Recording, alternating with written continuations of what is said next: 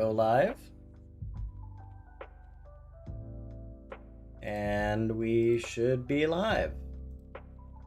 Go ahead and tweet about that.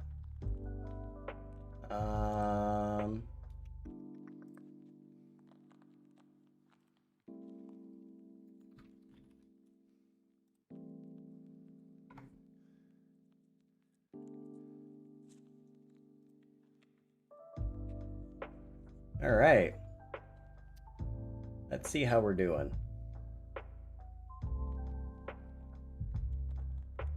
Hey everyone. For either those of you watching now or watching later, do let me know if the music winds up being too loud for those of you here, or again, might come up later. Dope. Hey, God is watching. Let me go ahead and set up one other thing real quick, and also make sure that this has, well, I think it's recorded. Usually my streams are always recorded, so I'm not worried about it. All right, let me go ahead and do one more thing real quick, and then we'll go ahead and get started. This stream is going to be an exceedingly casual stream. Like, it's on what I do for work, but like it's not for work. I just genuinely love Accelerate and think it's kind of cool, and people have kind of been asking for me to do some streams on it for a while, so kind of going to give an overview of it, maybe go through some scripts, and currently spinning up a 2 GPU instance for us to use, and that way we can see truly it doing what it needs to do. But hope everyone's having a good holiday. Happy Memorial Day. It is Memorial Day, right? It is. Highly out of it. Yeah. Well, you see, Casual and I have a love-hate relationship on proper spelling, which is, of course, entirely on me. But, sorry. Meanwhile, I feel like we should probably just point out here for a moment.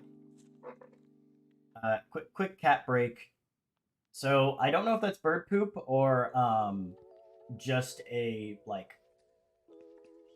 fruit of some kind that got chucked at the window. However, the cat is obsessed with it right now. So, you know, if you hear something like a window being attacked, you know why now. He's keeping himself entertained, which, for the sake of streams, not bad at all. All right, let's see. Is the instance finally live? Nice, it is. Okay, let's go ahead and connect to it.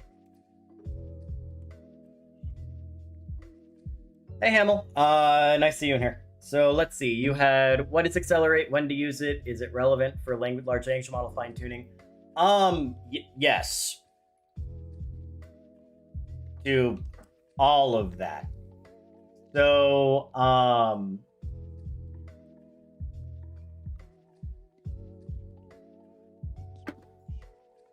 actually gave a talk for weights and biases on Accelerate a few months ago that's free, and then I also gave a course lecture on Accelerate as part of Walk with Fast AI Revisited. But I'll also go into, like, you know, what the heck is Accelerate, what's it used for, and whatnot. Dude, could you please, like, not hold, please, as the cat is trying to destroy my blinds.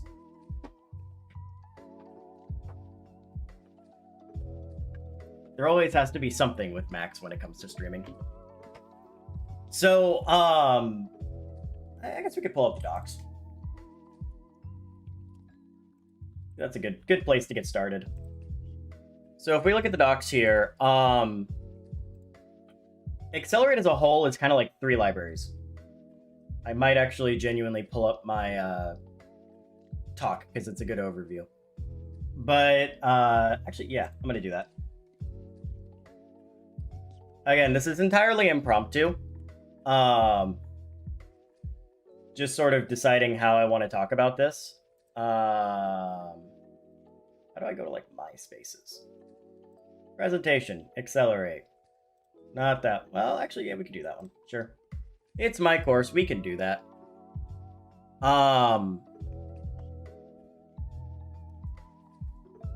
That's the wrong one though. Let's see if we can find it. Might be under here. Here we are. This is my here's my talk I gave to Weights and Biases. And also let's make sure that you can actually see the screen. Okay, cool, you can. I'll go ahead and there should be a way for me to. Nice, full screen.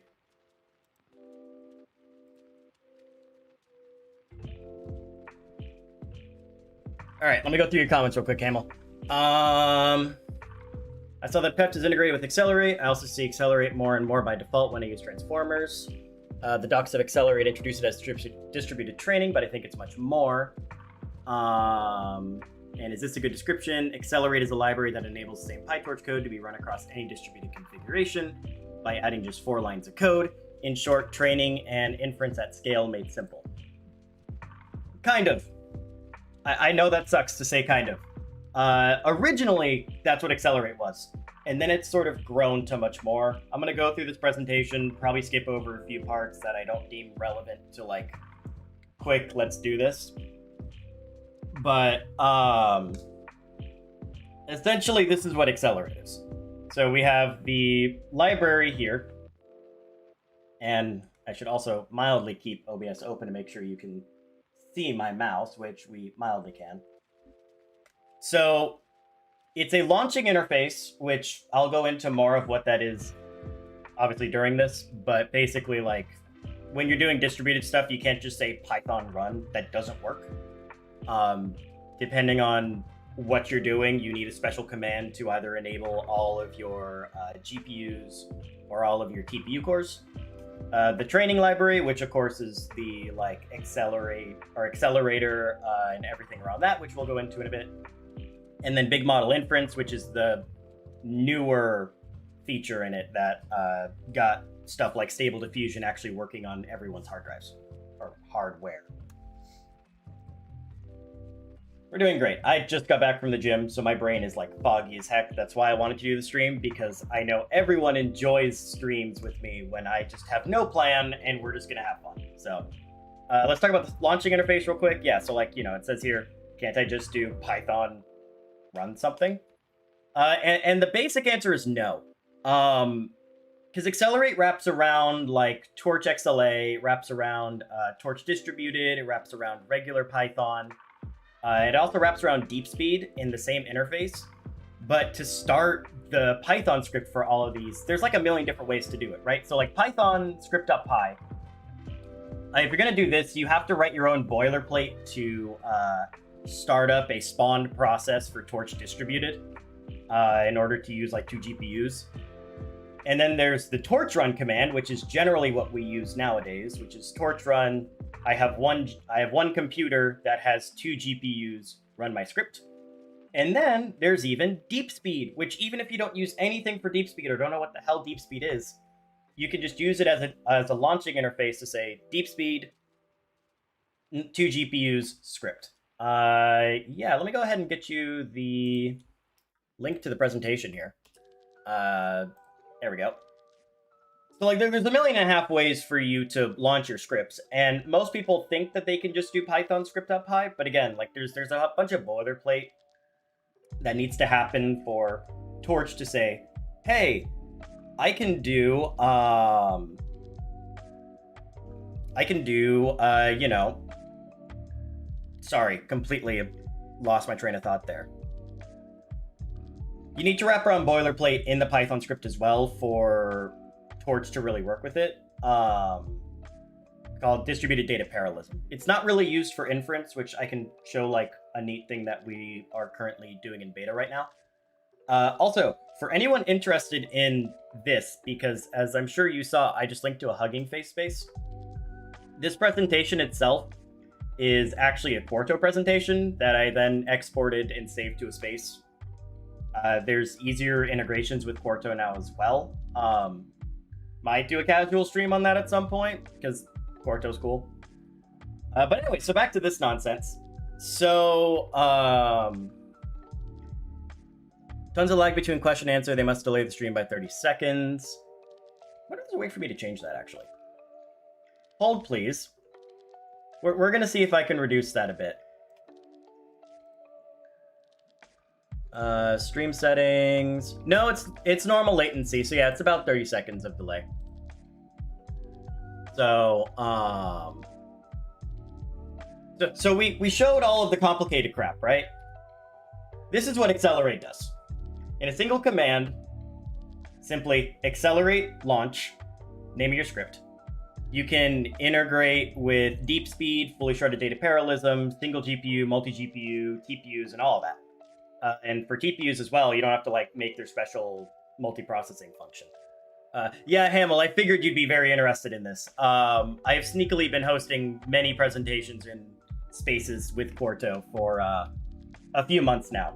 It's nice, basically having a free way for me to have a static website that's almost always running. So anyways, yeah, so we have this accelerate launch command. And honestly, what I'm gonna do is just go back and forth between the presentation and code, because that's honestly probably the best way for us to see stuff like this, I think. Let's go pull up Visual Studio. So, let me know if we can all see this relatively okay. So like here I can do accelerate launch help.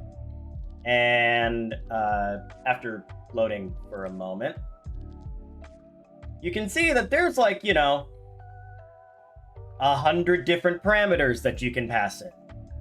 And the reason for this is a lot of these link up one-to-one with various configurations. So like you can see that we have training paradigm arguments, so deep speed, fully sharded data parallelism, Megatron, distributed GPUs, TPU arguments, deep speed arguments, which for anyone, that is a lot of arguments to remember. So one thing I wound up learning that you can do with just native arc parse is I can do accelerate launch, and say I'm training on multiple GPUs, right? I can say multi-GPU -H. And what I learned how to do is then go, okay, I'm only gonna pull up the multi-GPU arguments for accelerate launch, which helps turn this like 100 million parameter, CLI command into something, super quick and easy. And so you can see here, like, we have what's called num processes. It's the equivalent of like the nproc per node. Num machines, same thing. And there's a few other specific parts to it. But like, let's say, from here I wanted to run like, make a test.py file. Well, we don't want that.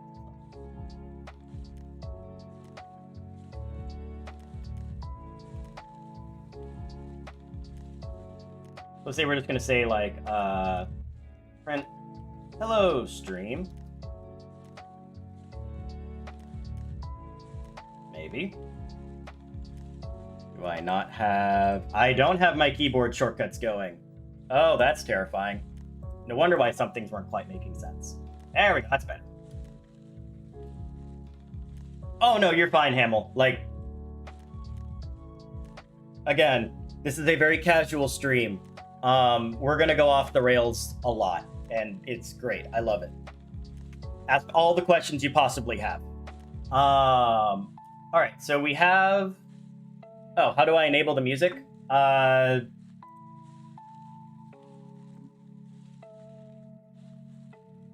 Literally Googled royalty-free background lo-fi, and then over here in OBS, I just have, we're gonna go deep in for a moment. I just have the desktop audio kind of quiet. And that's all. Nothing insane. So we have this test.py file, right? Now I can say accelerate launch. Well, first, I'll just show you what we're working with. So 2T4, accelerate, launch, multi-GPU test.py. And what this will then have accelerate do is say, oh, okay, we're using multi-GPU. I'm going to find all the GPUs on your system and pass everything in by default here. So, we got 2 hello streams. Something we also just added is you can do num processes to test.py if you say don't want to do multi-GPU. Now, this isn't built for main, then it's going to fail. And what it'll then do is say, oh, okay, 2, we're using GPUs, print it out twice. One Pot Dish said, and this is a fine question, will you open source your courses? They all are. They're all open source. Even, I know this is completely unrelated to this. It's like a question for Walk with Fast AI Revisited. But even Walk with Fast AI Revisited, the code is open source.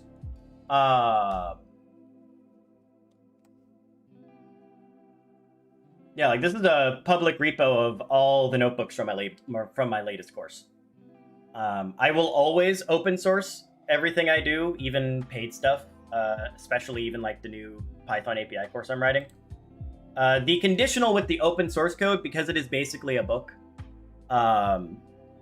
it is only the code. So like it's not going to have any explanation towards what's actually happening in here. But the code itself will always be open source.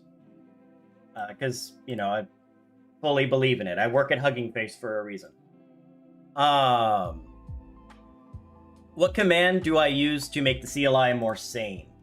See, these are the type of questions I want, because I've given a million presentations on Accelerate, but I really want this to go into ask me random questions about the source code.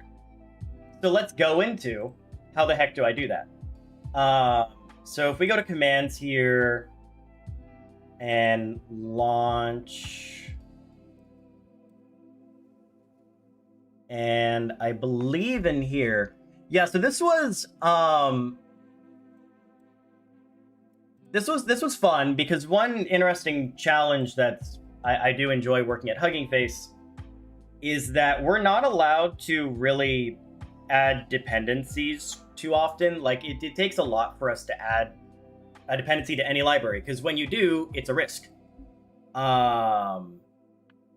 Yep, don't worry, God is watching. I'm gonna get to that in a moment, because Accelerate's docs are built in a very specific way. So here with argparse, you can create what's called a custom help action.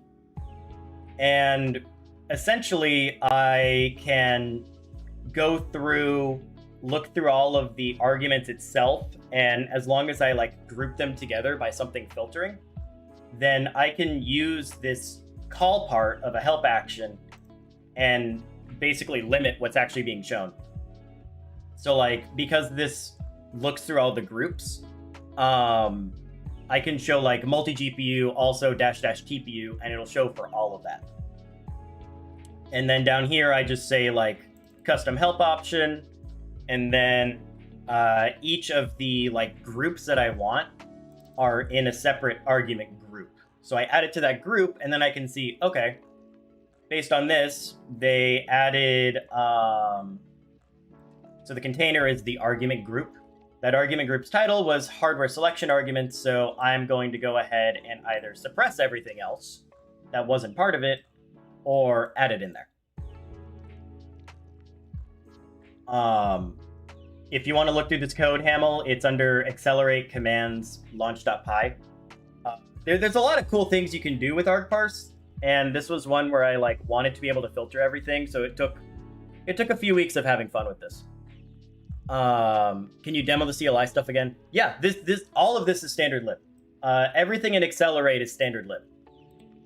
Period. It is all argparse. Which is kind of why I find it funny whenever people say oh, argparse can't do this, and other CLIs do it better. It's like, well, no, if you spend a little bit and get it right, like argparse does a lot. So like I could do accelerate, launch, multi GPU, and probably even deep speed -H. And so it'll say, okay, you want multi GPU. It might not pull up the deep speed though. Yeah, it doesn't pull up deep speed because it's disjoint. So it'd have to be like accelerate, launch, deep speed specifically. And so here it'll bring up the deep speed arguments that you can do. Interesting. That actually doesn't seem to be doing that. Is it because it's used deep speed? It might be used deep speed. Yep, it's used deep speed.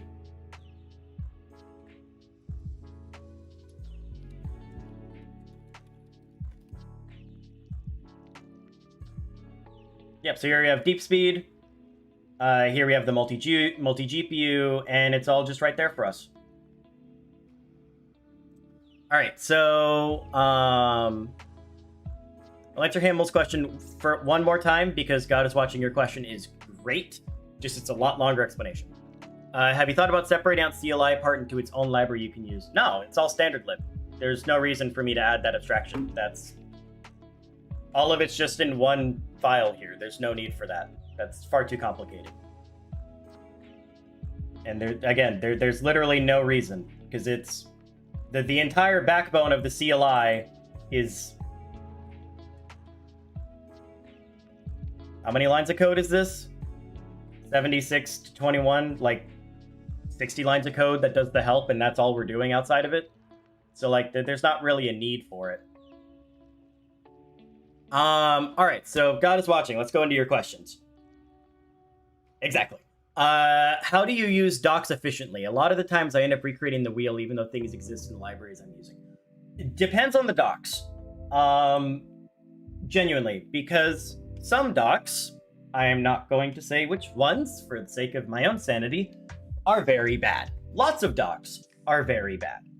However, at Huggingface, I completely revamped our docs from the ground up to use this idea. And for some reason, I can't remember the name of it off the top of my head. But basically, what this idea is structured around is your docs are separated into 4 compartments. So you have like tutorials, how-to guides, conceptual guides, and reference. And what I've seen by looking at like, the usage in the documentation is good docs will be used by a lot of people. And on top of that, good docs need to be known on how to get there easily, which again, not a lot of people do. So like with are you using Edge Bing to search the Huggingface docs in a sidecar thingy? No, this is Firefox. So like, for just getting started, right, we have this tutorial section that is very straightforward to use, very explicit in what's going on. This is the code you need to replace, which I'll go into that in a bit. And then like you have how-to guides, which are very specific and generally how we deal with the docs, and especially with how I try and get the docs going now. If anyone has a question on anything and it's not answered in the docs, that's not a user fault. That means it's on me because the docs are hard for them to find the information they want. And it's even worse if that information is in there. So if the docs are hard to use and you can't find it, that is not on you. That is on the developer. Period. And so, that's the sign of a poor library in that sense. At what point do you start getting scared of source codes? It takes time and going through the right library source code, because Transformers source code still scares the hell out of me. Period. I mean, that thing's a nightmare. However, like with Accelerate source code, if I was to throw anyone a bone and say use this source code first, it'd be Accelerate. Because like our code is, despite the fact that it's, the init function alone is 150 lines, the code is designed to be readable and have documentation in the doc string and everything that's up to standard. So if something's unclear in the source code, that's bad. Because working with Sylvan, one thing that some people might find very funny, considering him and I both come from FastAI, is this library has a very strict rule. And that very strict rule is no magic is allowed. And that is magic in the source code, magic in the doc string, any of it. If it cannot be explained within like 5 minutes of looking at the source code, it's a bad implementation. So like a very good example of this is, so like we have this function in Accelerate because I know we totally got off tangent, but the base library here is designed to run the same code on any hardware, okay? So like multi-GPU, TPUs, and everything can use the same code. And what challenges that provides is, Accelerate then basically wraps around anything that requires differences in the, various platforms and devices. Gradient accumulation also has that, where essentially, depending on if you're using multi-GPU or not, you can see an extreme slowdown with gradient accumulation if you do it poorly. And so I wanted to like create a gradient accumulation wrapper. It's very simple and straightforward, iterating over the data loader, and we're going to accumulate over it. I had to fight with Sylvan a lot to figure out a way to have this wrapper be transparent for people, because if we wrap too much, Accelerate is no longer a low-level API, and on top of that, it's hard for people to figure out just what the heck is going on. So like here you can see that we have this like do sync check, but most of all we have this no sync context, which if we go down to like here, no sync calls this no sync that's in the model, and it's very explicit what's happening here. It just calls torch and then distributed data parallelism no sync. So it's a wrapper, and that's all it does.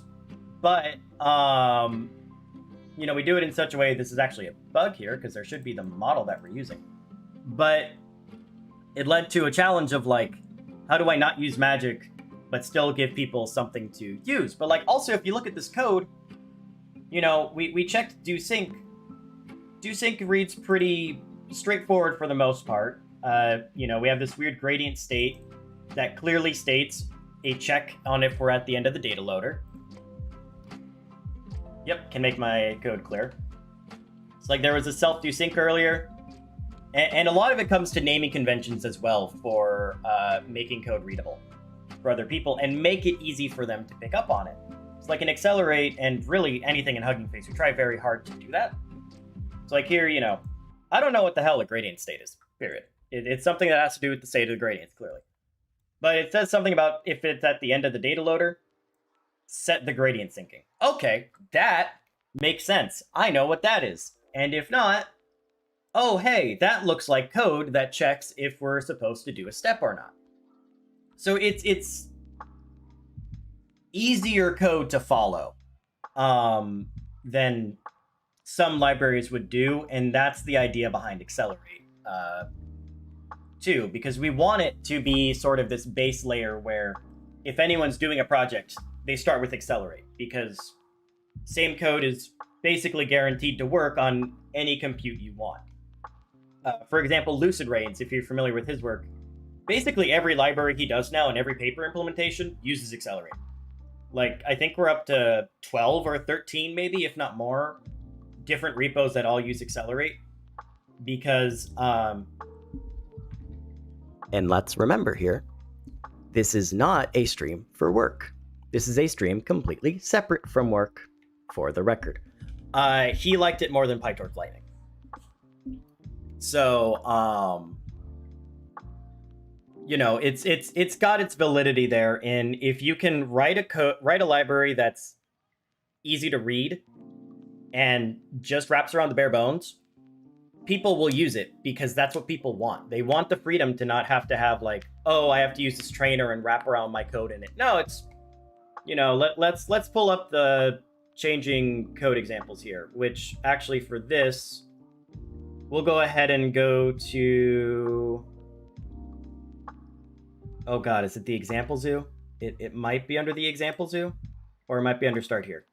It's under start here. Here we go. Nice. I put the microphone close for dramatic effect handle. So like, this is a Gradio space I made, which I'll go ahead and link. Again, we're bouncing back and forth 1.5 million different times. But like, I made this Gradio space to just show like, okay, you know, here's some basic code in PyTorch, and I want to convert it to accelerate. It literally takes 5 lines of code. Calculating metrics, 1 more line of code. Doing like checkpointing, experiment tracking, and gradient accumulation. So this was something I spent a chunk on, where, you know, we have like the code, the explanation, and documentation links. That's why it's in the start here of the how-to guides, because with this, you can get pretty darn far in what you want to do. And again, like a lot of having approachable code bases is giving users the proper information they need quickly to know what's going on, and having a clean code base for that if they want to go further, they can. Like, with Accelerate, we actually get community PRs quite often with just what's going on. And like, or not what's going on, Jesus. We have a ton of community PRs that just help find bugs that they have, and the bugs are easy enough that it's like, okay, if I have too much stuff going on and like, you know, it takes me more than a week, they just do it themselves, because figuring out how to do it is pretty straightforward and easy to do in Accelerate, which says a lot about how a library is designed. And, you know, Sylvan takes all of that credit because this is his child and he set these ground rules in this specific way, and it's worked out phenomenally. Now, I figured we'd have a few questions on this. So to go on another tangent, let's talk about how the space was made, because it's open source. So if we go to Huggingface spaces, and I wish this would show my spaces instead of me having to go here, but that's okay.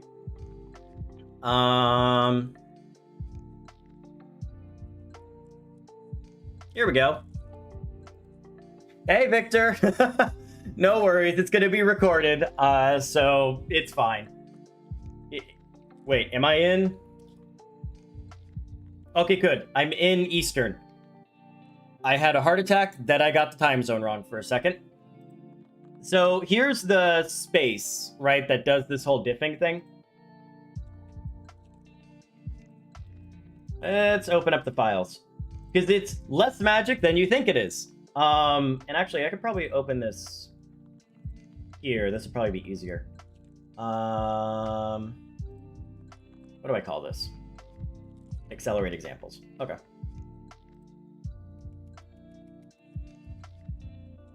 So the main idea with how this works is this basically recreates GitHub's diff, but from scratch. So I have a bunch of base...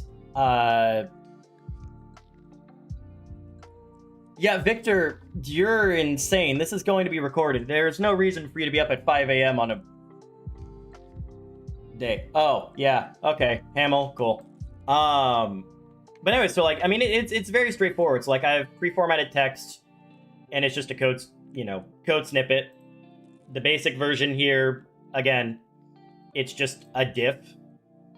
right? And what I've done here with my API is I parse and look for two pound symbols, and that separates like the code from the doc links from the explanation, and everything is just parsed in that way. Okay, you're in Paris. Yeah, that's not too bad. So like, anytime I want to like implement something or we create a new API, there's going to be a change here, which I actually need to do that for the distributed inference. I'll get to that later, I promise. For now, we're having fun with this.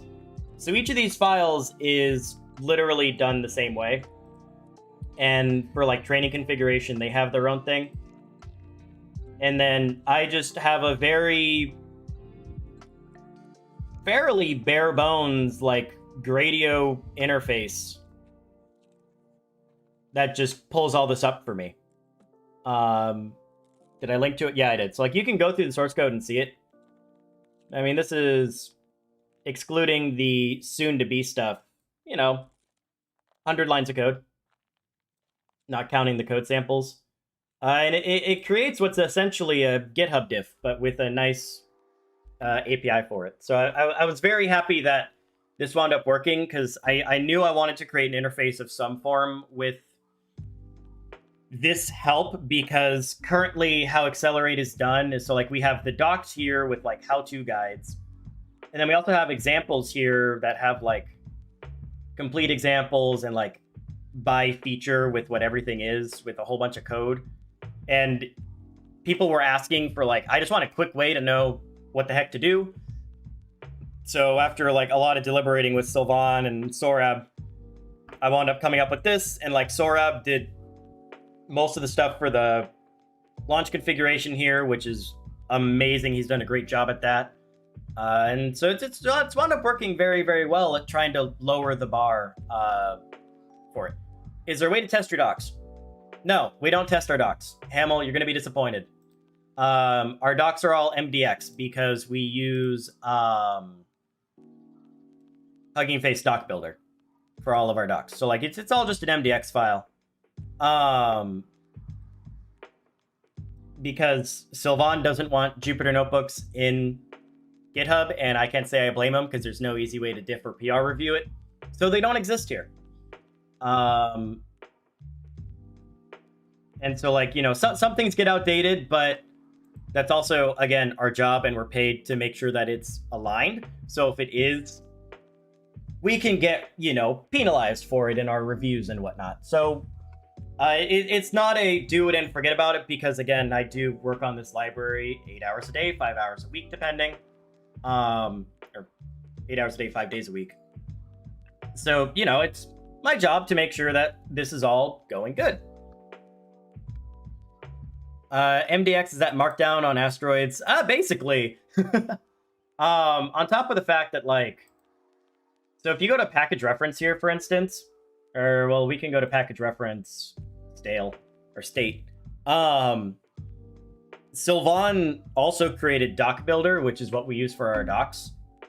So like you can see that we have stateful classes in our API here. There's like auto doc. And then if we go to the actual docs, what you'll see is it automatically generates all of the docs. And because we're good about, have explicit doc strings that give examples and talk about everything you're supposed to do, we don't have to write anything, because these are complete examples from end to end. And because they are, Accelerate doesn't do this, and we might do it at some point, but like the Transformers doc strings, those are actually all tested to make sure that they run. Because in Accelerate, like some things aren't necessarily meant to be ran in the doc string, and it's designed to be like, here's roughly what you're supposed to do. Some of them don't have it, or some of them like aren't runnable per se, because it's like, distributed training there. Yeah, so like it helps make our docs. Yes, Hamel. Yes, one-line doc strings doesn't exist at Hugging Face. If it is one line, it gets wrapped in 3. So like this is, we follow we follow like a variation of Google. And so like, examples are in the doc string formatted as such. Function arguments, like you can take a look at that and have fun there. God is watching. Another question: what tips do you have on how to get a job in software? I hate doing leak code, but it seems a requirement for the most part. Yeah. Everyone hates leak code. Period. That's just how it goes. I mean, I can only state my own experience, because mine was very different than other people.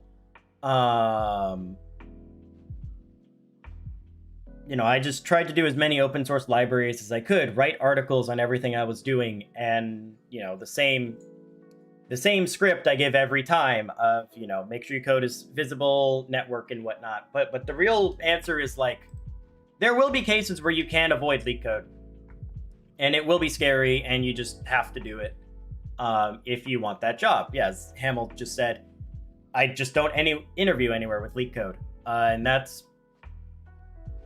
It limits you, but it kind of also doesn't. Like this job and my previous job, the interview questions were like, it wasn't leak code. It was build a project and show me what you can do. That's some of like what Huggingface's interview process is like. So you just have to find, a place that doesn't do it per se. Personal marketing, yes. Build yourself a market on yourself and rely on it.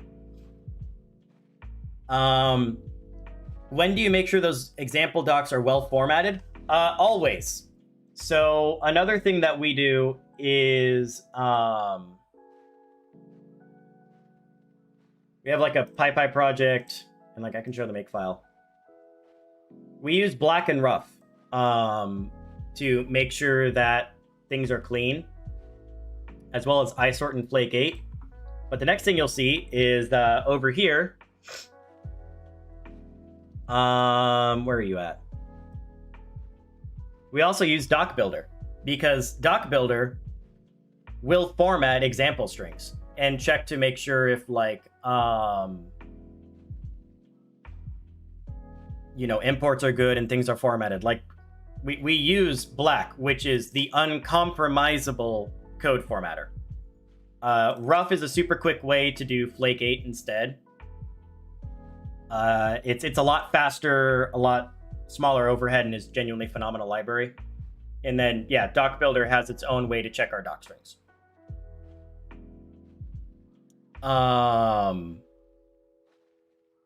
Yeah, hopefully that answers that question of how we necessarily test it. Like, Accelerate doesn't test the doc strings per se. We just have to make sure we're very good on it. Like, there's a few where tomorrow, since I'm off work today, I'm going to go put PRs in to adjust the doc strings. But like Transformers, let's go look at the Transformers code base for a moment, as we all scream, just because there's so much. Maybe file utils might have something. No, that's literally just an import file.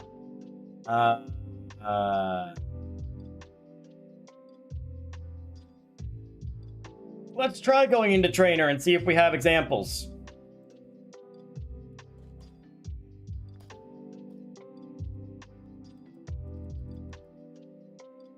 No, I don't want a bookmark. There might not be an example here because they're attached to other places.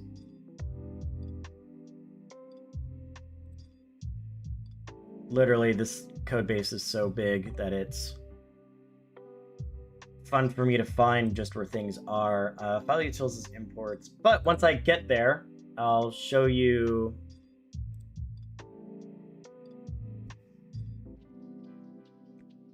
Maybe. I mean, basically, Doc Builder has a way for you to find the... Yeah, so like, these examples all in here for add a factor, Doc Builder will find these and run all of them to make sure that it's possible for them to all run.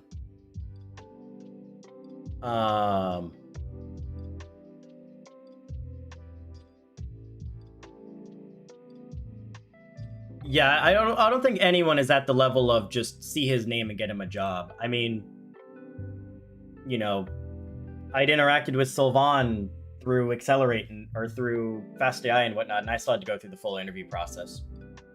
And it was still kind of like questionable at best when I was doing it.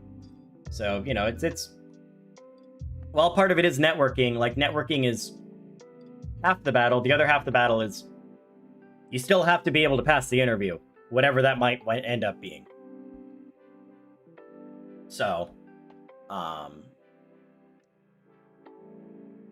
we've gone fully off tangent. I love this. So if we go back somewhere to the presentation, whatever the heck I did with it. Is it hidden behind here somewhere? There you are. Going back to Accelerate again, because Hamill, we've only barely shown you like sort of what this thing does. The other thing is like, what this somewhat shows you here is, so we also created a questionnaire because, having to then remember Accelerate, launch, multi-GPU, blah, blah, blah, blah, blah is very annoying, especially with like deep speed, fully sharded data parallelism and whatnot. Has lots of configs in it.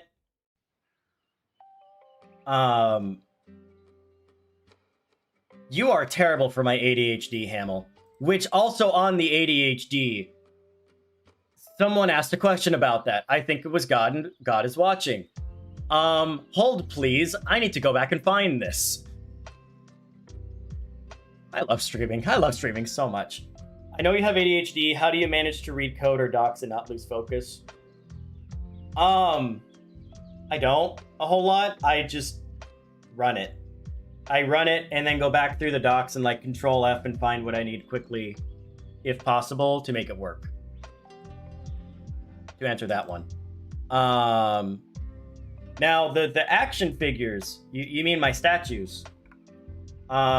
Sure. That is, I'm okay with this becoming a distraction for a moment. Don't mind me as I become very big briefly. We're gonna do this. So, as some of you might know, I'm a very big make it straight, comic book nerd, and my favorite superhero is Nightwing. So I have 1.5 million Nightwing statues. Want to get more? Also, in the bottom, God, this is terrible. I'm sorry. In the bottom right there, that's a signed Ben Affleck cowl from Batman. And then the drawings there were something my cousin got commissioned for me for 2 video game characters. So, yeah, that's what those are. Don't forget that I'm still human and I collect comic books, and like every other Wednesday or so, I go travel to the comic store and pick up new stuff.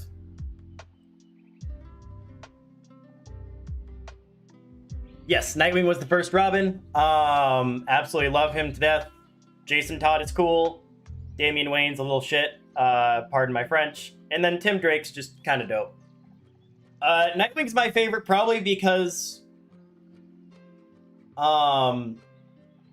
he of the Robins, like he's a very good influence on other people. He's also very like acrobatic. He grew up in the circus.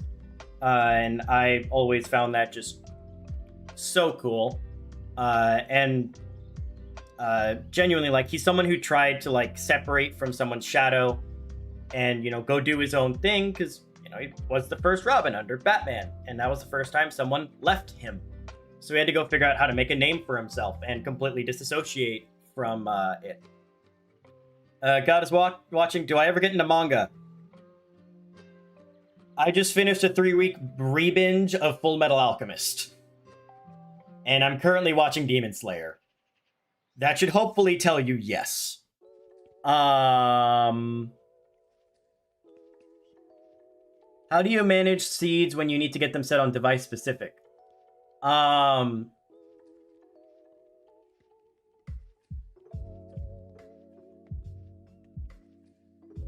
How do you okay, let me reread this. Hold on a second. How do you manage seeds when you need to get them set early on device specific? Seed plus accelerate seed process index. How does this override any seed you set early in the code? It just does, because it,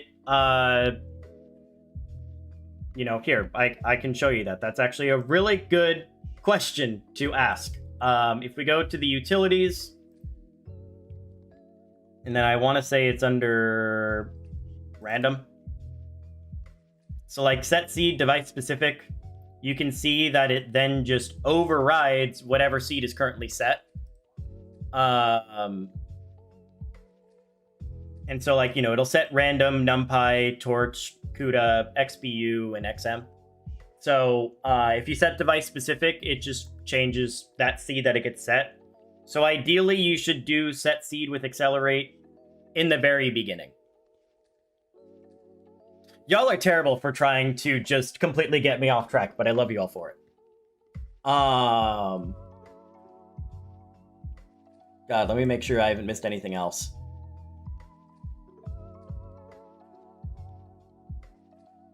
Nope, okay, cool. We got through all of it, thank God. So, I'll pull up... Yeah, that works. Like if we go through accelerate config, so like Camel, you can see here like it's a config YAML that stores all of our stuff that we need, and accelerate config is just a nice CLI interface to do it. Because if you have this config YAML, like you can have just a bunch of YAMLs that launch different things, and B, you don't have to like actually throw anything into like accelerate launch. You can just point to this config file, even if you're on like 8 GPUs, it'll just use the one.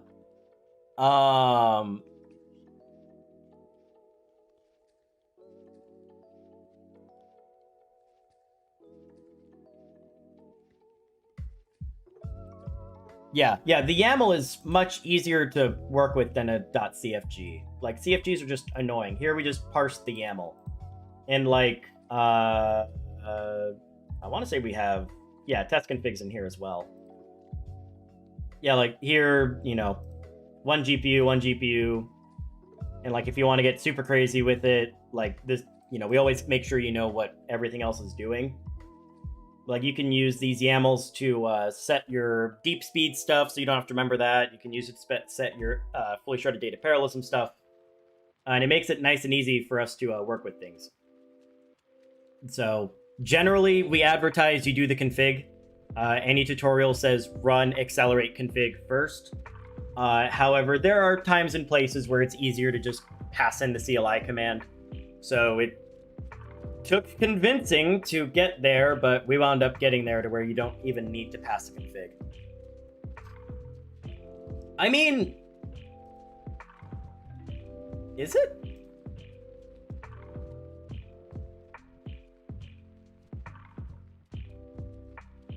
Yeah, no, we use PyYAML.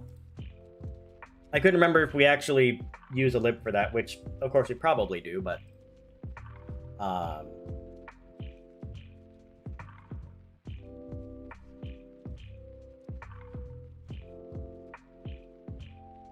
Ginead, I hope I'm pronouncing your name right.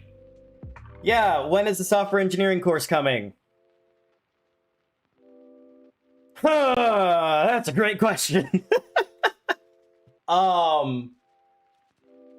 It's actively being worked on, and it's not like been in the back burner like it has been for the last 2 months. I have the entire table of contents planned, down to the lesson plan of everything, every single thing that's done.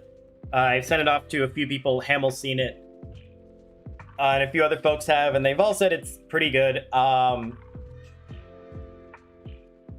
I'm in this weird phase where like I'm reading a book right now on software engineering, and I kind of want to finish that before I truly jump into the course fully, because it goes really in depth on like how do you not abstract too much code, how do you actually like do good tests. I mildly leaked before. I could probably leak again. I might leak again. Heck, why not? Hey Jimmy, you're about to see a leak apparently. Uh, so like I'm working on it. The main reason why you haven't heard anything is I'm working on a library. Which again, we're gonna go off tangent again, but it's fine. Everything's fine.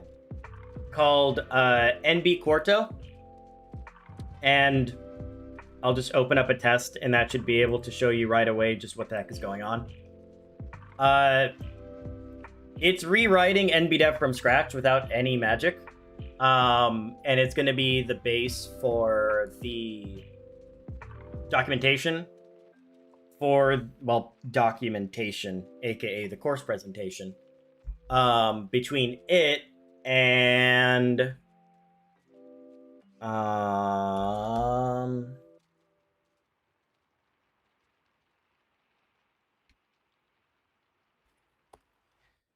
I'll go full screen on this. So actually, I'll delete that so you can't see what the URL is.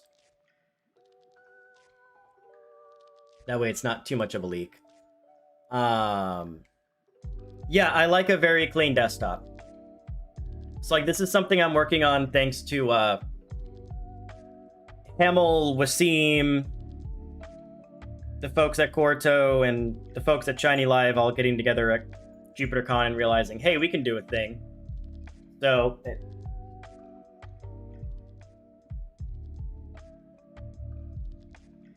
cat break. Thanks, cat. Basically I wanted to get this done first, which is a mildly sane way for me to add tooltips to the source code explanations and an interactive demo that also maintains it. So this is something I got done a few weeks ago. It's literally runnable in the browser thanks to Shiny Live.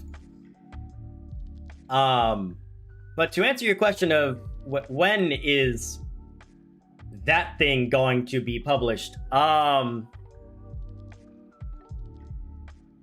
if I can get it done today or this week, I will. I want to release it soon, because the sooner I release it, I can actually write the course. Which I guess we could do a course leak. Why not? It's me, and you guys go to the course for me specifically.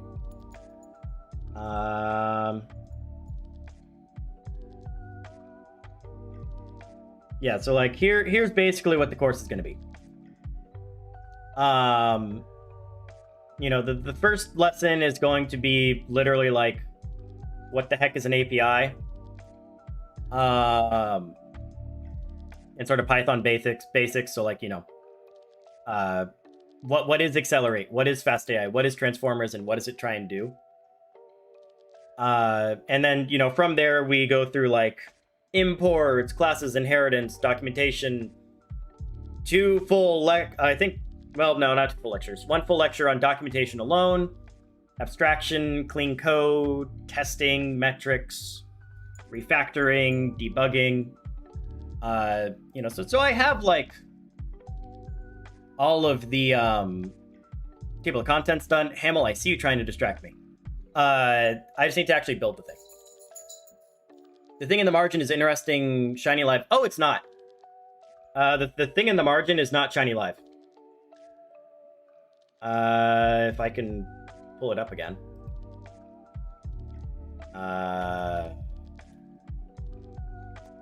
We're gonna go back to full screen so you don't see the URL. Yeah, this stuff is not Shiny Live.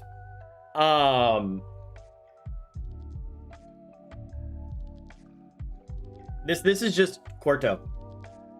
And it's the same tooltips just presented on the side. What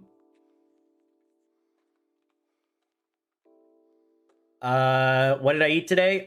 So far I've had toast. And I didn't have a protein shake yet because I just got back from the gym. And that's why I need the REPL and output. Yeah, the reason for the REPL and the output is this is all code notes. So,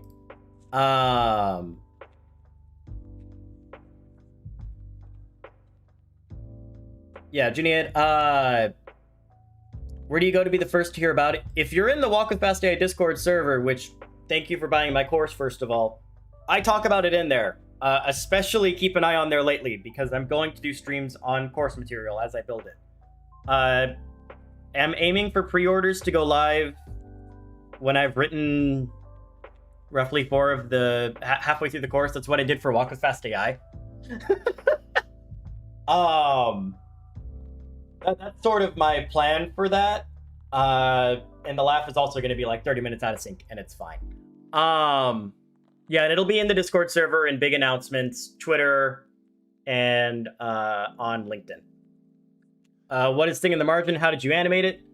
Hamel? That is native Quarto. I'm not even joking. Let me pull up the source code and show you, because none of that is wrapped right now. Code Notes is my own thing, which I'll also show that in a moment. I want... What do I want? I want... Yeah, so here's the Quarto for how I did all of that. If we ignore the line highlighting, so like it's a Python. It's like this is the raw Quarto.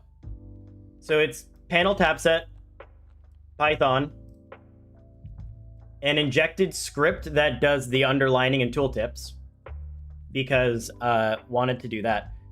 No, Mohammed, you have to purchase my course in order to do it, which if you want to do that, I believe it's either at this or... Let me actually get the right URL. But that being said, like, again, it's going to be open source. Even the stuff for that lecture, for that is going to be open source, and I'm still going to announce it on Twitter, like, the same day, if not, like, probably a few days after I fully talk about it in the Discord. But pre-orders will all go live at the exact same time. Yeah, so Hamel, onto Code Notes and what the hell that is. So again, this is all like injected JavaScript here. Interactive demo is just Shiny Live. And then, you know, it's just column margin, and to do the side things, it's collapse equals true. And that's how I got that. And Hamel, you should know what Code Notes are. That's what I built in Australia with you guys. That's what that is.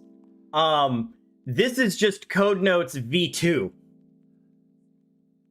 So like if we go to, I think TIL shows Code Notes. Yeah, Code Notes. Wait, so the animation thinking, how the hell is that made? What, this animation? Yeah, that's just collapsible tooltip in Quarto. Yes, this is Code Notes. So the general idea is like, this is all in a Jupyter notebook, and I wanted to be able to write this code and explain it without having to restate things. So Code Notes starts with code, goes to explanation, and I can select lines of code to write descriptions on. I built this for the course, and it wound up just being super useful, so I use it everywhere now. It's part of NBDev extensions, but it's going to be in NB Quarto. Actually, it already is. Literally, it was the first thing. Yeah, Hamel. Code Notes.py. This is Code Notes. And it's just, you know, quickly wrapped. This Code Notes will be different than I think the Code Notes I had for the original Fast AI, because this is... or original NBDev, because this is NBDev Mini and its processor's a little different. But yeah, because like when I was thinking at JupyterCon for us to do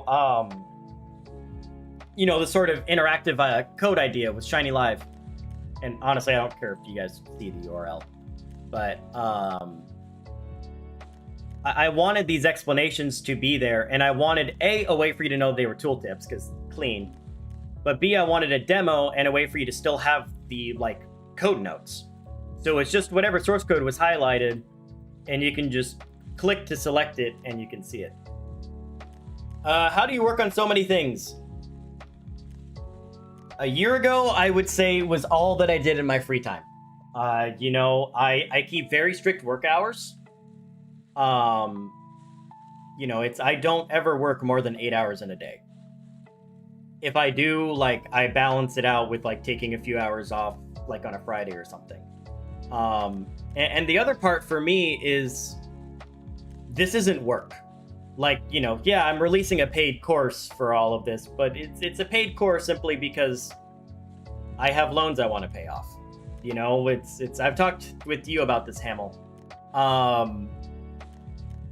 Once like all of my loans are paid off and I'm quote unquote debt free, I'll probably just be doing free courses because it's not money motivated. It's just pay off my debt. That's why everything is like open source. It's all fun for me. Like it's not stressful in that sense.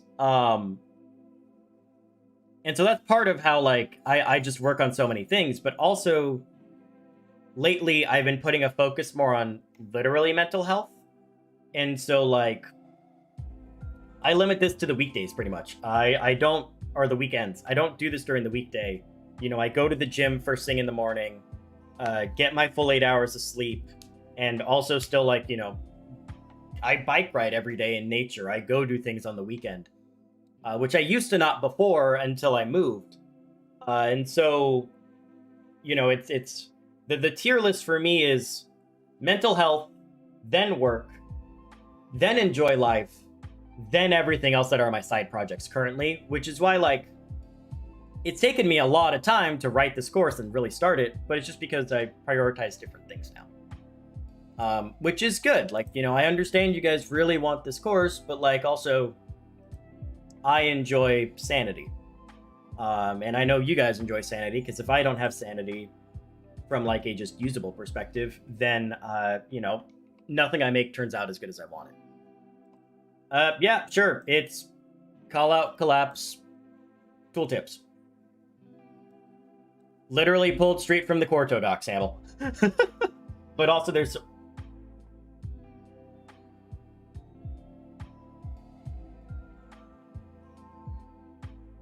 Not sure if you can hear that. Yeah, and that's the very tricky thing about burnout, God is watching.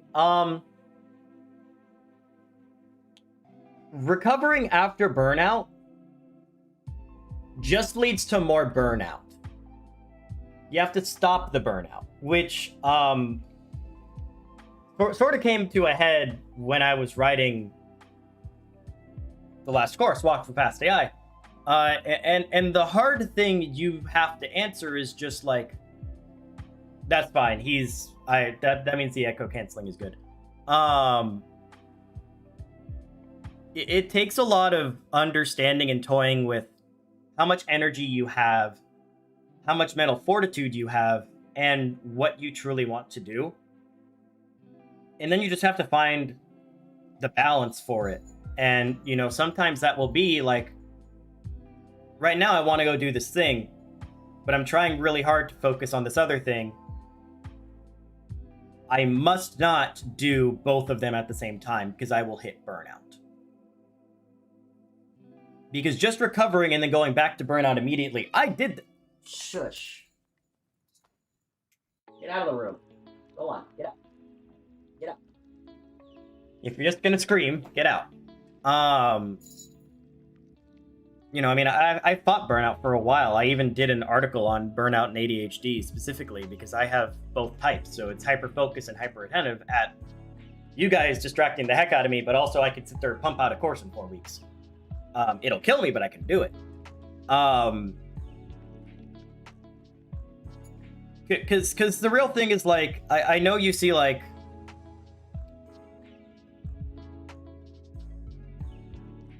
you'd be surprised. It took the question, because I know you guys can't see chat if you're watching the recording. It's like, it gets harder to remember these things with ADHD, isn't it? It takes practice. I'm on medication, which has done 90% of the work. I will not lie. But also, like, just remembering, in 10 years, your job will not care about you. It won't care about the code. um, it it will care about the code, but it won't remember the person. And so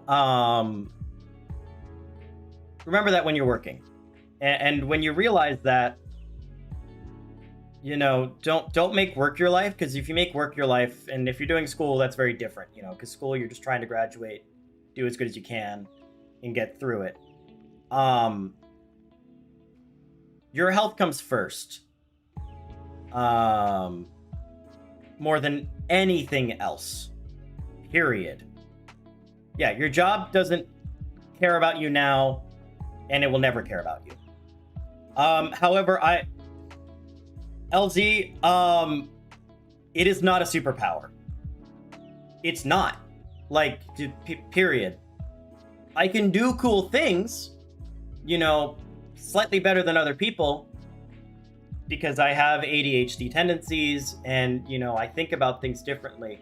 That's a cool side of it. But, like, also, there are negative sides of it. I wrote a whole blog post that I was genuinely kind of... I didn't really throw it anywhere, because it embarrassed me. Well, not really embarrassed, more so like... It was a humbling I wasn't really happy with. Because it's not. When I say, when we were just talking about, like, burnout, when I had undiagnosed ADHD, it was like,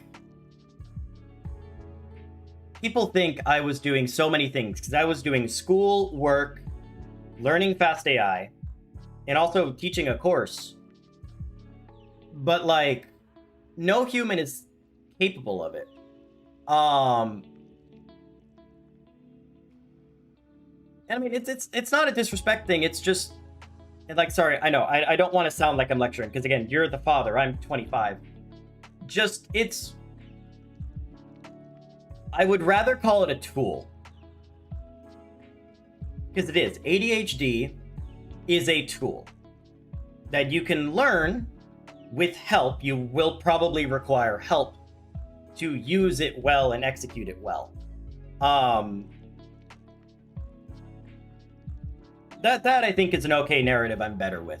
And it's like, genuinely, it is so good that you're having this conversation with him now as your father, because I didn't get that lucky in that sense. And so it took, after college, moving out and realizing, why I was constantly tired, why I was constantly burned out, why I was constantly frustrated, even though I was doing so many things, was because of this thing. And it's, it's not bad, it's not good per se, it's just a thing, and you just, as a human being, have to learn with how to deal with the cards you're dealt. And you can either, sit there and be frustrated and say, oh, I have ADHD, I can't use this thing, or, act on it. One of the podcasts that I listened to whenever I was thinking about getting diagnosed, said, like, some people, the question of why you want to get diagnosed is very important to people, because it can mean either one of two things, right? Okay, I have all these issues that I hate with myself. I'm diagnosed with ADHD. ADHD is now the blame. And so you don't take ownership of it. That's one side, and that's the side we want to avoid. So the fact that you're, like, teaching this to him at a very young age is very good, because yes, like, it, again, I'd be careful on the superpower, because the only reason I say this and why I'm, like, being so adamant about it is, one thing that's very quick and easy to happen is he might one day find, a bad result of it. It gets frustrating for him because he can't learn a particular thing, and because it's constantly being touted as a superpower, he doesn't want to talk to dad about it, because, oh, it's supposed to be this good thing, it can't possibly be bad for me. Which, again, you're free to do your own thing, and, like, please, if you're angry at me about that, like, that's okay. Just as my own experience of, as if, my parents said that and I faced the struggles I did, it would kind of frustrate me a lot. But if it's working, then it's fine. And that's also just ADHD tangent. Sorry, I'm even on med and we're having this fun. I doubt my parents would even know what ADHD is. Not a big thing in Bangladesh. A lot of people are just being labeled lazy because no one gets diagnosed. Yeah, I mean, I wasn't, like, my parents got me tested when I was little, wasn't positive, and then sort of just went, oh yeah, you got tested when you were a kid, you don't have ADHD. It can show up later in life. That's nice about the Fast AI related community. Honestly, I should just shove the chat over here. And then I'll just zoom in so that way you all can see on the recording. Nah. There's not really enough room for it.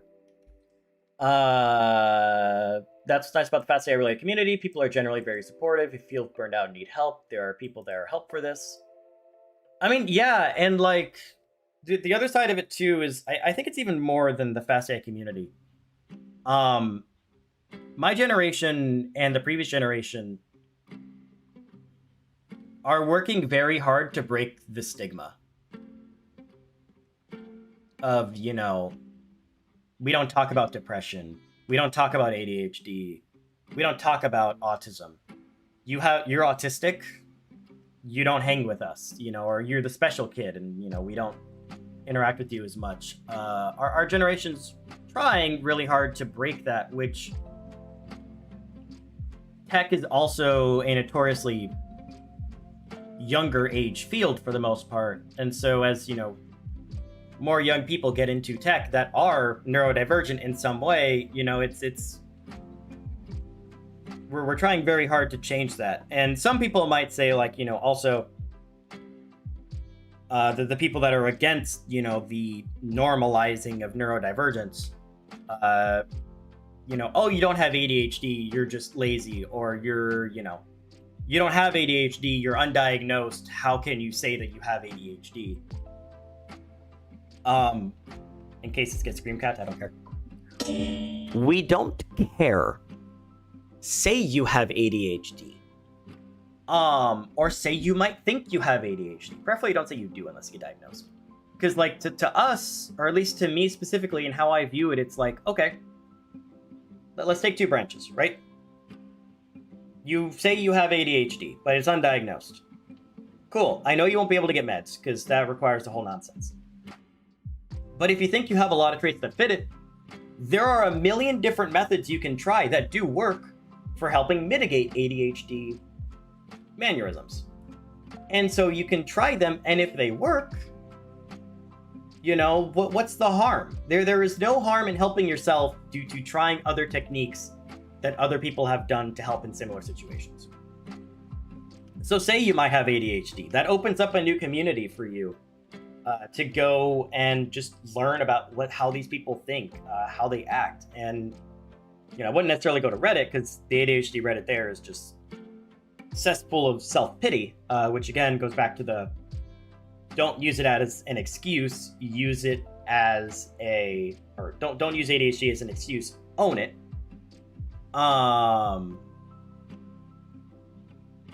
Yeah, academia is not going to change very quickly in that sense, which that just sucks. And yeah, like, on the burnout talk, it just took me a while to suddenly go, and recognize this is burnout. I need to not do this again. And I'm not saying I figured that out after 3 attempts. I figured that out after several hundred burnout sessions. I can't stay up until 2 a.m. and code and then expect to go to the gym at, 6 a.m. That doesn't work. That's just not how that goes. So, I mean, it's a different world, and it's up to the next generation to sort of lead the way in normalizing neurodivergence in that sense. So, tangent done. Very long tangent. Oh my god. If you guys are interested in the article I wrote on neurodivergence. I mean, I quite literally called the article "Slippery Slope to Burnout."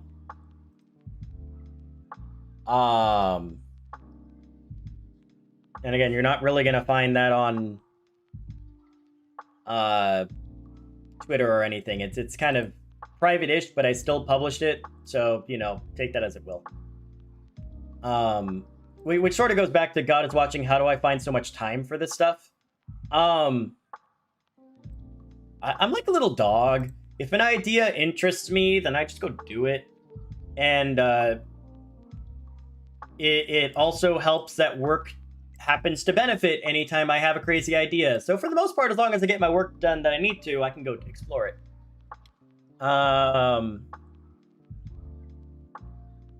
Yes.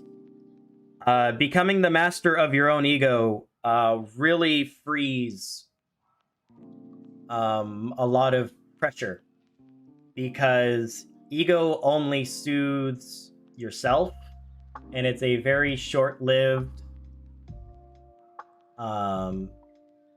reward for ego, because it doesn't benefit others. It only benefits you for your 5 seconds of fame. Whereas if you come in without ego, you're generally respected a lot more.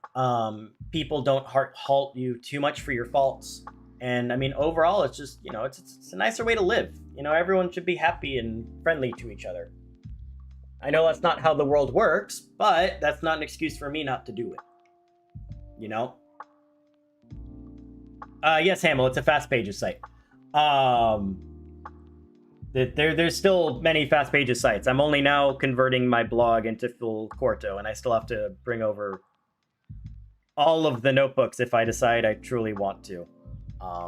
Might just leave Fast Blog up permanently, because it just lives. There's no reason for it to change in that sense. It just leads to confusion when you have like blog, Fast Blog, my also normal page, and also like TIL and everything. So yeah, how many people do we have in here? Nice, 5 of you guys. Cool. That's a decent crowd for just sitting here and tangenting for a while. Have you played that video game with Nightwing? We should play multiplayer sometime. You mean Arkham Knights or whatever? Gotham Knights? I have not. Mostly because I don't actually really play video games that much. Period. Like, the last video game I played was when my cousins were over, I think, and we played Golf It on the, oh god, sorry. Not crying, I swear. Allergies. Yeah, I don't really play games that much really anymore. Like, I haven't finished Final Fantasy VII. I mean, that's on this thing, Advent, or the remake. So, like, yeah, if I ever play games again, yes, we need to. However, when I saw that game, I just went, it is not what I was hoping it would be. So now I just have much more fun, trying to blow up my GPU with 1.5 million mods. What is burnout? Is it just being really tired?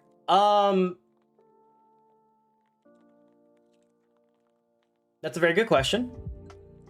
Pausing as I try and think of how to explain it best. So, like, burnout is what happens when you prioritize getting something done over your own health.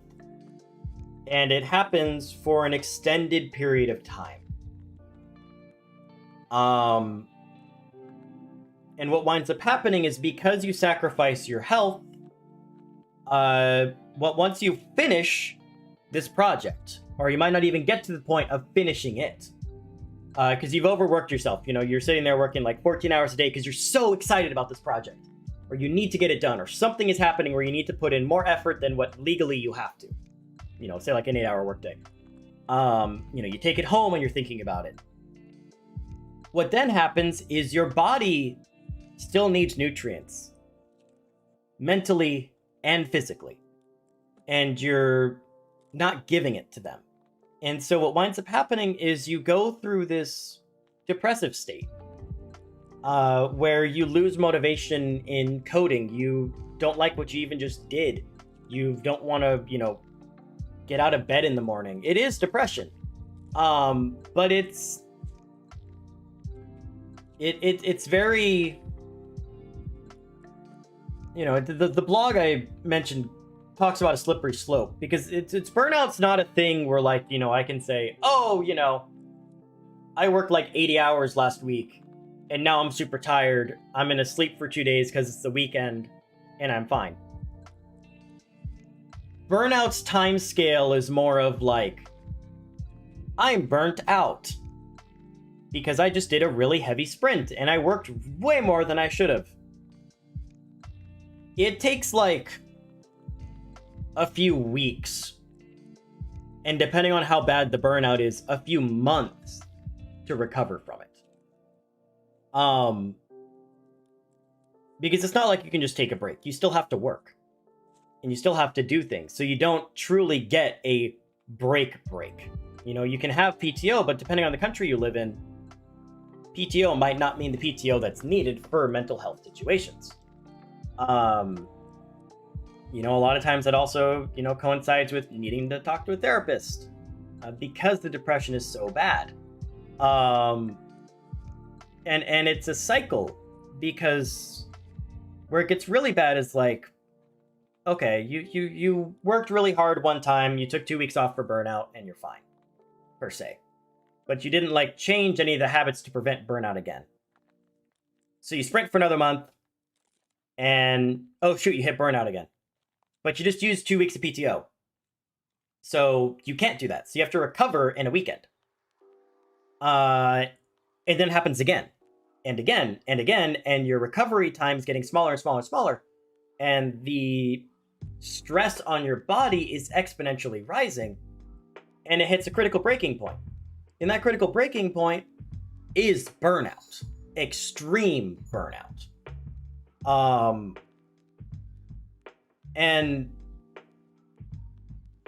yeah, and it's a lot of it is on yourself as well, because a job's not going to say like, I need you to overwork yourself. Well, most sane jobs is.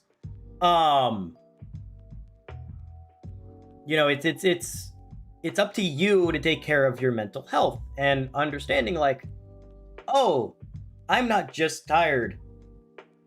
This is actually burnout, because on top of just being tired, you have, other symptoms as well. One pot dish. I've gone through burnout a lot. For me, it was like a hamster wheel. I felt this need to always do more and more without knowing why, and I posed strict deadlines on myself and I was inadequate if I didn't meet them. Exactly. And so 90% of it is like on you. Let me see if I can find somewhere for work, which I don't think they'd mind this too much. We have this wonderful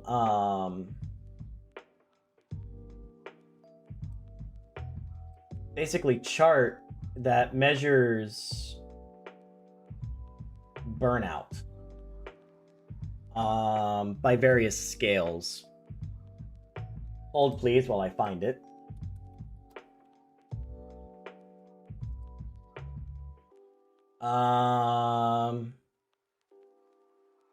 So it's called the Utrecht burning scale.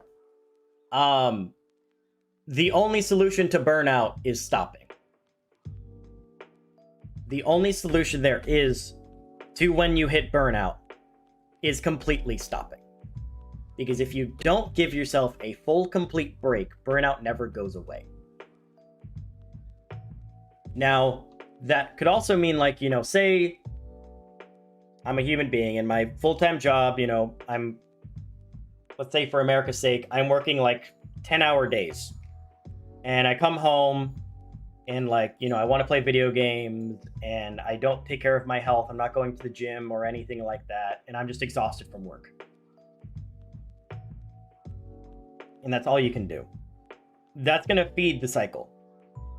The only ways you can truly help with that is maintaining your body, and in the ADHD blog linked earlier, it talks about or actually, there's a happiness blog I wrote. And basically, what a scientific study proved was getting about 15 to 30 minutes of sunlight a day is a key factor towards happiness. And in burnout, things that you see are benefiting yourself, and especially when you're like in a high stress situation, you tend to put them on the back burner. And so, hi. How I helped mitigate that was I've always gotten up early and gone to the gym, but starting early forces it to happen before work. So I go out and I do a 15-minute to 30-minute walk through nature. I take a bike path to get to the gym, and I work out for 30 to 45 minutes.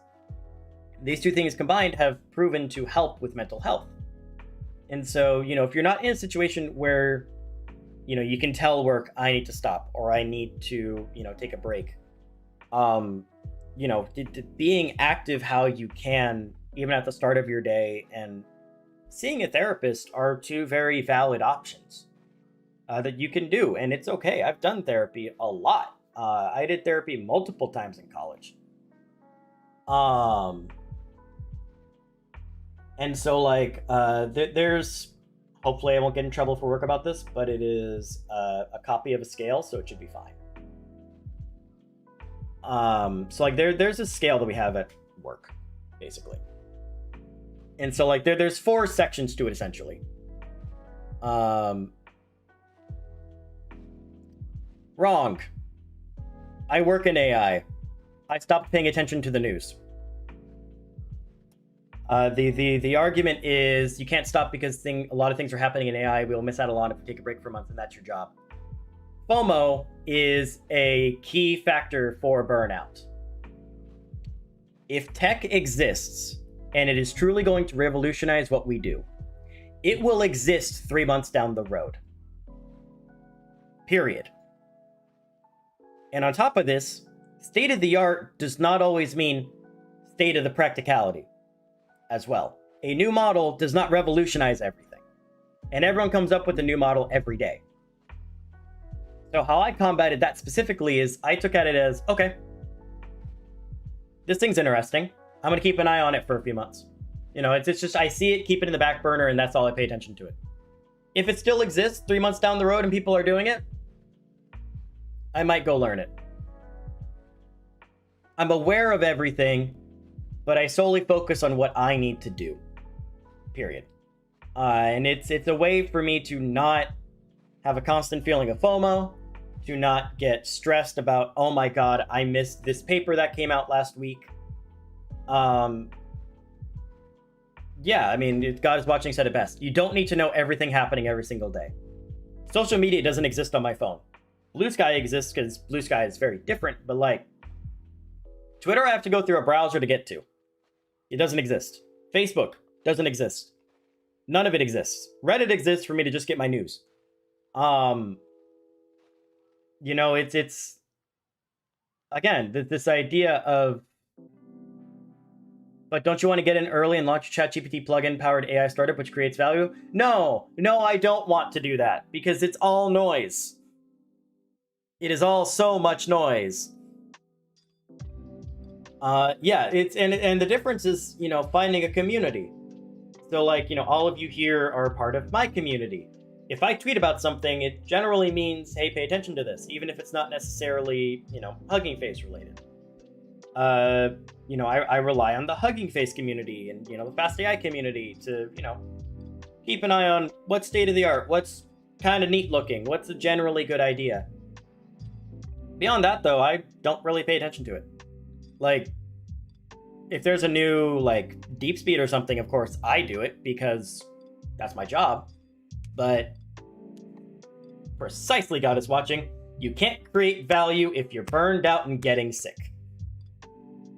And on top of that, other people are here to help teach you whatever's actually useful.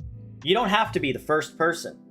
And it's bad to be the first person as well in some cases, because everyone's going to be looking at you and what you do. And in some cases, it's also bad to be the second person, because the second person is trying to make sense of what the first person did and do it differently. I prefer being the third person. The third person sees the lessons of the first two people, understands, is it actually good? And then you take from it and go from there. Hustle culture can go die in a hole. It is built on the sole idea of American workers don't have value and their value is one-to-one with their work. And that is why hustle culture exists, because their work becomes their life and their life becomes their work. And so as a result, hustle culture leads to everyone being burned out, everyone hating their job, and everyone feeling like nothing they do matters. And I just vehemently disagree with all of it. I'm not saying I don't get distracted. Just delete it off your phone. And don't really go on it if you can. Substitute it with something else. Like I substitute with YouTube. Like I watch YouTube videos. Something less mental taxing. Sort of divide it. But back to the whole, how do you have burnout? So like if you go look up the Ulrich burnout scale, it's 4 sections of like how your it's the outcome of capitalism, period. So you ask like, never, rarely, sometimes, often, always, 4 different sections. And then depending on your score, it checks if you're out risk, no burnout exists, or it likely exists. This is one way that we use to measure like, hey, should I take a break from work? And we're very lucky to have unlimited PTO that is unlimited PTO. So like, if people get burnout, they take a week off. If I work too much one week, then I take, a Friday and maybe a Monday off. But use this as like sort of, and again, just Google Ulrich burnout scale to sort of just see where you are on the spectrum. Okay, now there was a question about coding stream. Jimmy, just code.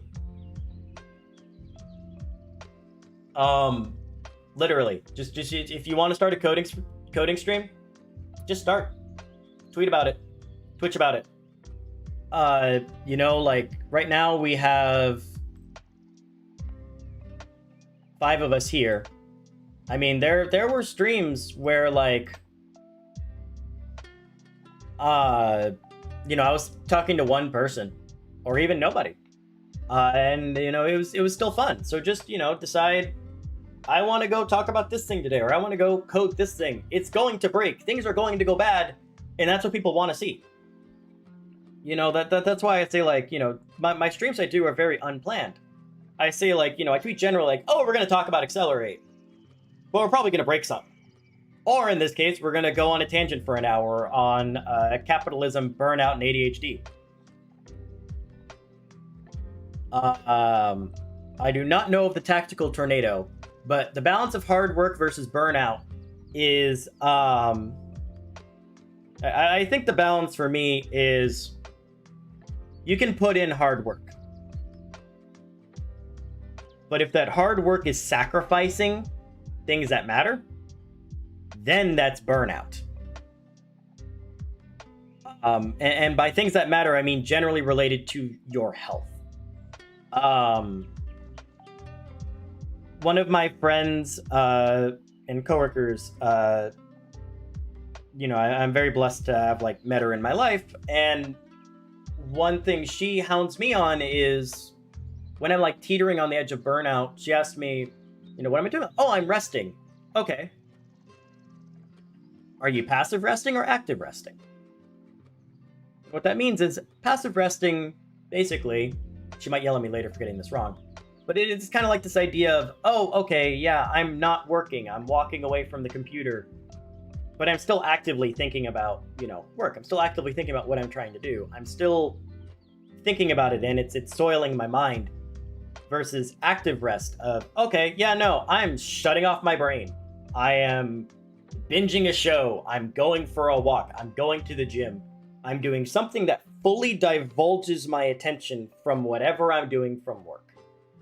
And understanding, again, there is a separation between your work and yourself. And finding and creating that boundary and keeping that boundary set.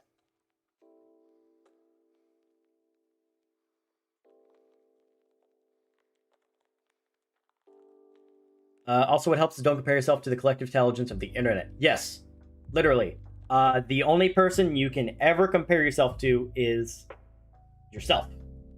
Compare yourself to yesterday. Compare yourself to a week ago. Compare yourself to a month ago. You know, if today you didn't do things better than yesterday, that's okay. You had a bad day. You're still probably better than 3 months ago. You learned something that they didn't then.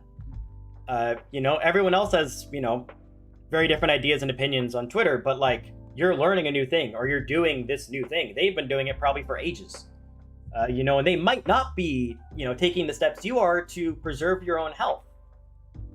And you only have one life. You only have one body. And so, it's you need to take care of that as much as you can, because there's no do-overs. There's no oh yeah, I sacrificed my health whenever I was young and now I'm perfectly fine. No, you probably have like health related issues down the road because you weren't taking care of yourself when you could.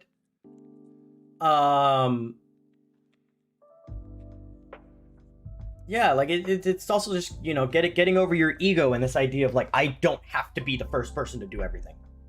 And I don't want to be the first person to do everything. It's, again, like the sooner you realize like this tech will exist, if it's worth it, it will exist long past the 5 seconds you saw it on Twitter where you're about to do a week-long endeavor into it. And the tricky thing with burnout as well is like, okay, it can get very frustrating because, say you worked like 80 hours or 90 hours in a week on this one thing because you thought it was going to be great, and then it fails. It probably started failing within the first 40 hours. But because of your own ego, or because you wanted to see this picture in your head, you kept going, which made you more frustrated, made you more irritable, and made you hate doing what you were doing. And that then immediately also leads to burnout, because you're just sitting there trying to do this idea that doesn't make sense, that you don't want to do, but you're doing it for your own pride.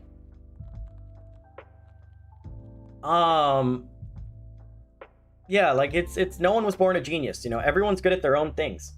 Like, I'm not great at AI. Like, I am great at software engineering, and I can get by with, machine learning models and whatnot. I fully am aware of that. I try and read papers when I can. Like whenever I was teaching Fast AI, I was looking at implementing, like different tabular papers and whatnot. And as a coder, I can do that. With models themselves and whatnot, it's for me, it's a bit harder to fully comprehend what's fully going on because I'm a software engineer at heart. I'm not a machine learning engineer at heart, per se. And that's okay. No one says, oh, what do you mean? You're a title of a machine learning engineer. How dare you? Or, looks down on me because of it. That's just how it is. That's my skill set. And that's how I got to where I am. And that's okay. It's acknowledging your weakness and not being ignorant and saying, no, that's impossible. I did ML years ago. I understand everything that's happening right now. It's acknowledge that humans have limits. As Juniade is saying, no one's born a genius. It takes hard effort, and it takes understanding that part of being human, and especially being in tech, is life is a lifelong learning journey. There is always something new to learn, and if there isn't, you're seeing something the wrong way. Yeah, I think how I'd put that.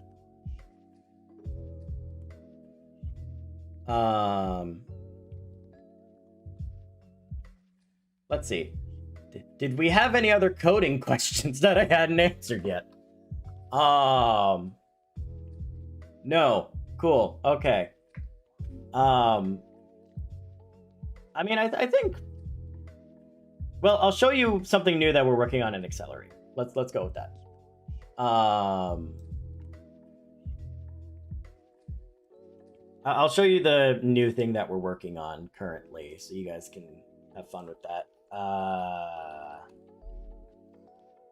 To take this back to Accelerate. So Accelerate has big model inference, right? But also something we've gotten very often is doing basically data parallel inference, where you have like parts of a batch that get sent to one model on multiple GPUs. So like, say I want to do inference with 8 GPUs, and I have a batch size of 8, and I want to send each batch size of 1 to a GPU, or, you know, batch size 64 and 8. In Accelerate, which I know it's like hard left, so hard left, but it's fine. I want to at least talk about this for the people that are watching the stream for Accelerate. So like, if you wanted to do like, say, a diffusion pipeline prompt and run a particular prompt on each GPU, so like a dog or a cat, it might look something like this.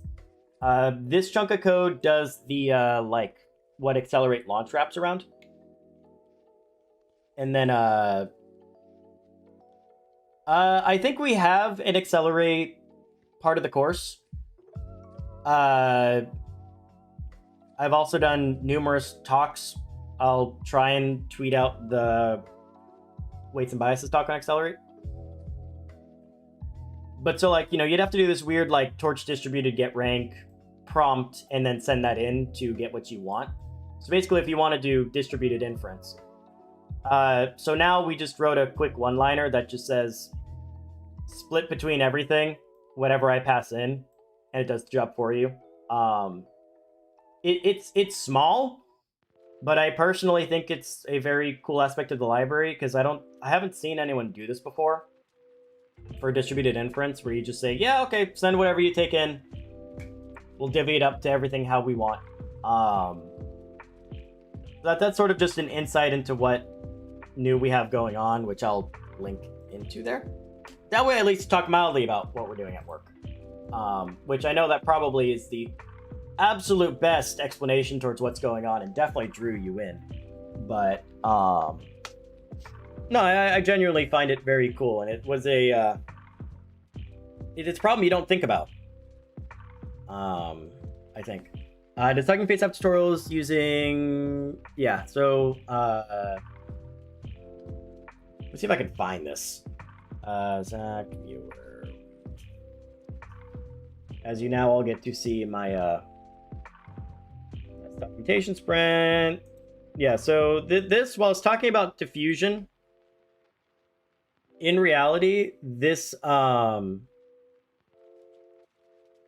the like first half of this presentation is just me talking about Accelerate, and basically the presentation I just gave you guys earlier.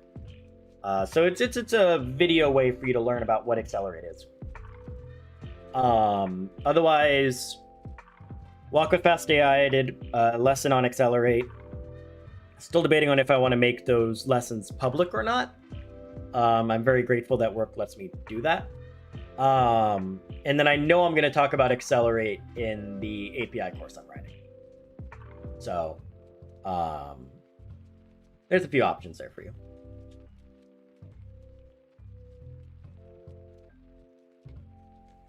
But yeah, honestly, I'll probably call it about here too, because it's been about almost 2 hours. And 2 hours is about when I sort of limit my own streaming.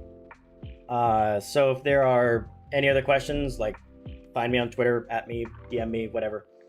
I'll try, yeah, as God was asked, God, you know, we're just going to say it, as God was asking. I might try and stream once a month, maybe every 2 weeks. It just depends. I don't try and set a schedule for this stuff, but I know at least when it comes to writing the new course, if you bought Walk with Fast AI Revisited, I will be streaming, or at least talking about the course progression every week that I work on it. So otherwise, yeah, thanks you guys for joining today. I figured this would go into a tangent, and I'm not surprised that it did. So, yeah, thanks everyone.